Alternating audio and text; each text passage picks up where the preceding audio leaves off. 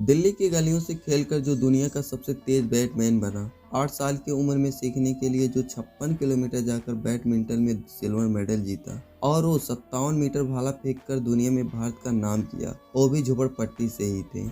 हाँ, ये कहानी उस झुंड की है जो इस झोपड़पट्टी से खेलकर दुनिया में अपने देश का नाम करना चाहती है, लेकिन ये समाज उसे कैसे रोकती है, चलिए जानते हैं।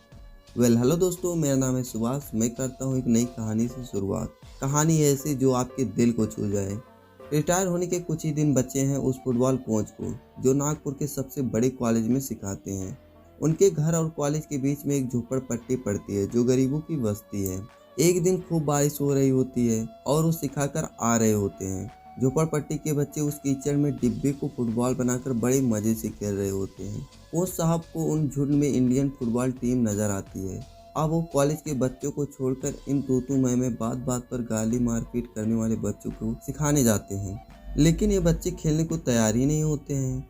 तब विजय सर यानी अपना कोच साहब उन बच्चों को खेलने के बदले 500 रुपये देने की बात करते हैं। ये सुनकर सारे बच्चे मान जाते हैं। अब हर रोज 500 रुपये के लिए रोज खेलते हैं। एक दिन विजय सर खेलने के लिए जाते ही नहीं। अब वो सारे बच्चे उनके घर पहुंच जाते हैं। विजय सर बोलते हैं आज पैसा नहीं है इसलिए खेलने नहीं आया। बच्चे कहते हैं उधारी खेल लेना, लेकिन विजय सर नहीं मानते हैं। अब बच्चों को खेलने की लत लग गई होती है। वो बिना पैसे के ही खेलने के लिए तैयार हो जाते हैं। विजय सर उन बच्चों को अच्छा सिखाते हैं और उनकी मैच कॉलेज के बच्चों के साथ कराते हैं। मैच की शुरुआत होती है जहां पहले राउंड में अपना झुंड एक भी गोल नहीं कर पाता। दूसरे राउंड की शुरुआत होती है और कॉलेज के बच्चों पर ऐसे टूटते हैं जैसे विराट कोहली बॉलर पर, और एक गोल से मैच जीत लेते हैं। जीत के बाद विजय सर को सारे बच्चे अपने बारे में बताते हैं और जीत का जश्न बाबा साहब की जयंती के रूप में मनाते हैं।